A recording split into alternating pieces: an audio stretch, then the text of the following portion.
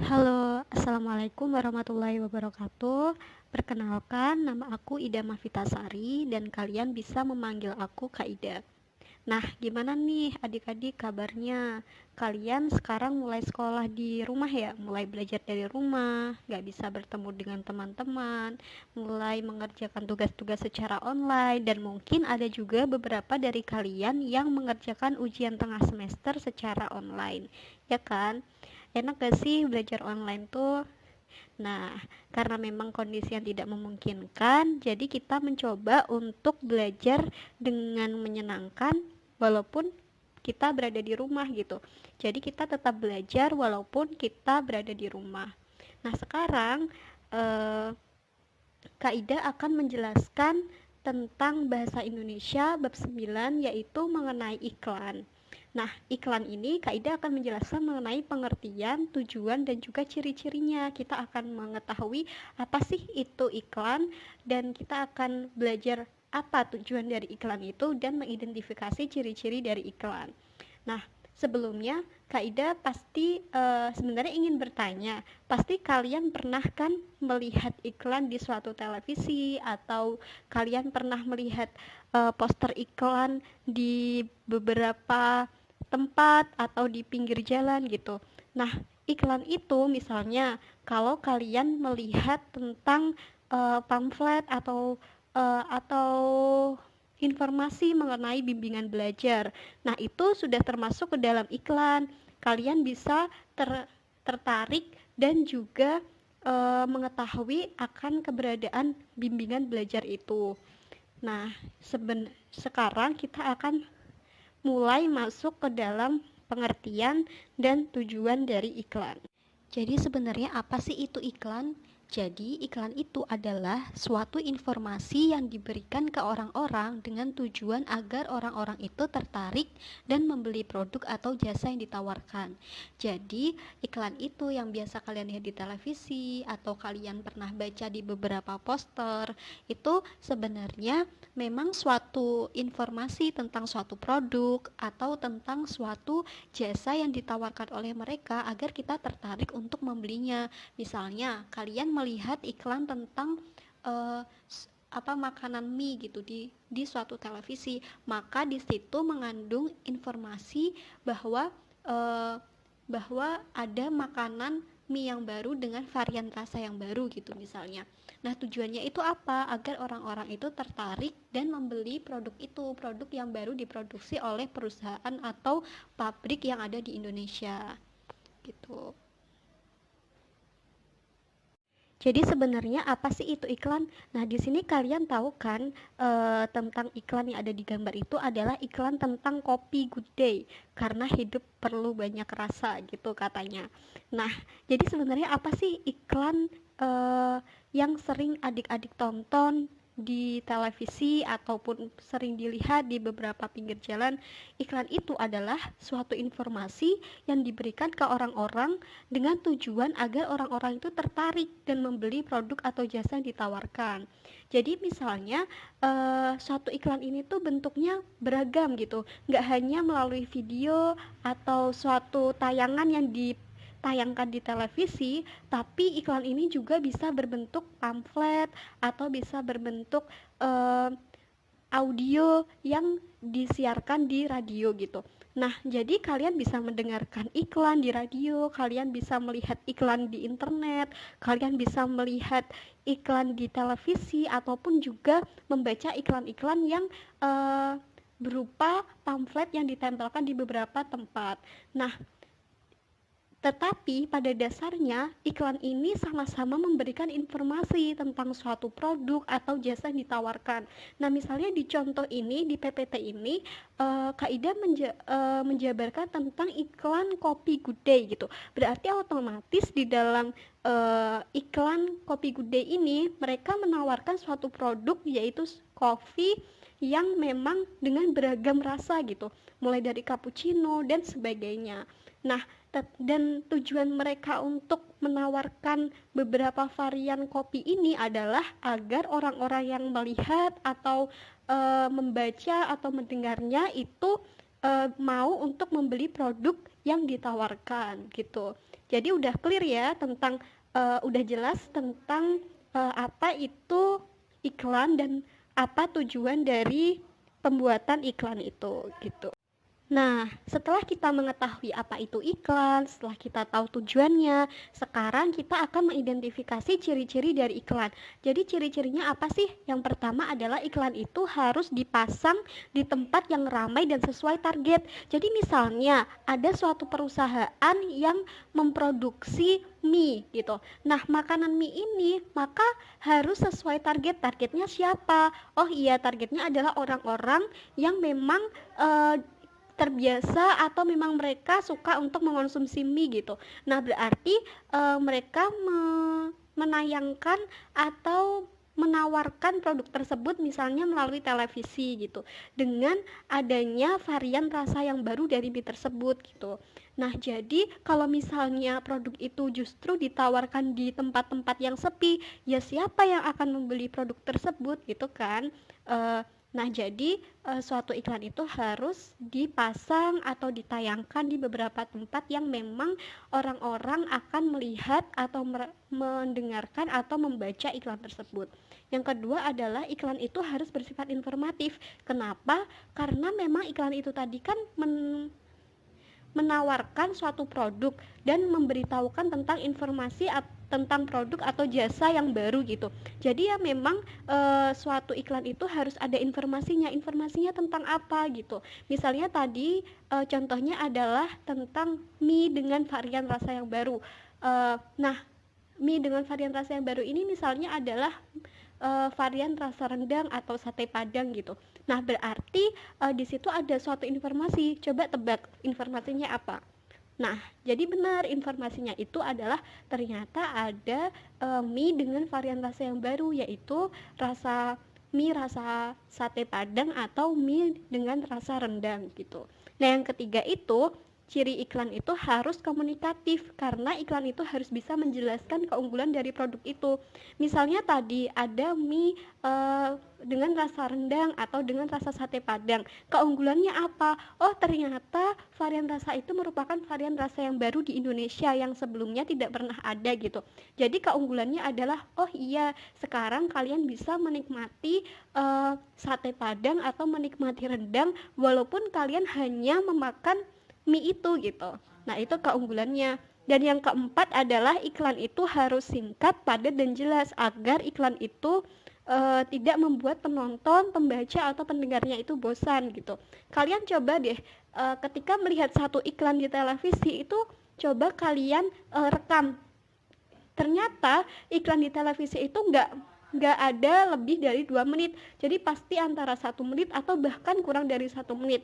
Kenapa? Karena iklan itu memang bukan seperti novel atau bukan seperti buku cerita yang memang harus panjang gitu.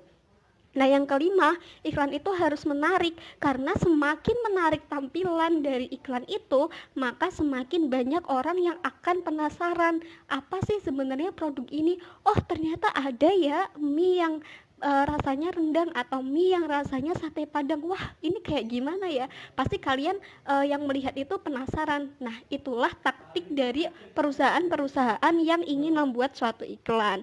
Gitu, adik-adik. Jadi bisa dimengerti kan dari penjelasan kakak tentang ciri-ciri iklan. Jadi sekarang kalian sudah tahu kan apa yang kalian tonton di televisi ketika kartun atau sinetron eh, yang kalian lihat itu berhenti karena adanya suatu iklan. Nah, kalian tadi sudah belajar mengenai pengertian, tujuan, dan ciri-ciri tentang iklan. Semoga apa yang kakak sampaikan ini bermanfaat untuk kalian. Selamat dan juga semangat belajar di rumahnya, belajar online-nya. Karena dengan adanya belajar di rumah, hal itu nggak boleh menurunkan semangat kalian untuk belajar. Kakak berharap kalian juga tetap sehat, tetap semangat untuk menjaga kesehatan di tengah-tengah keadaan yang memang tidak memungkinkan ini gitu. Tetap semangat ya. Dan salam bahagia dari kakak. Wassalamualaikum warahmatullahi wabarakatuh. Sampai jumpa di pertemuan berikutnya. Terima kasih. Assalamualaikum warahmatullahi wabarakatuh. Apa kabar adik-adik semua yang kusayangi? Semoga semua dalam kondisi sehat dan bahagia ya semuanya. Pertama, kenalin dulu, aku Niswa. Kalian bisa memanggil aku Kaniswa agar lebih akrab lagi ya. Nah, sekarang ini kalian akan belajar secara online seperti yang dibilang Kak Ida tadi. Kakak harap kalian akan bersemangat mengikuti kelas online kali ini. Di sini kakak akan melanjutkan pembahasan tentang iklan yang sebelumnya sudah dijelaskan oleh Kak Ida. Materi hari ini adalah syarat dan unsur dalam iklan yang baik, atau kalau di modul kalian itu namanya syarat iklan dan unsur iklan.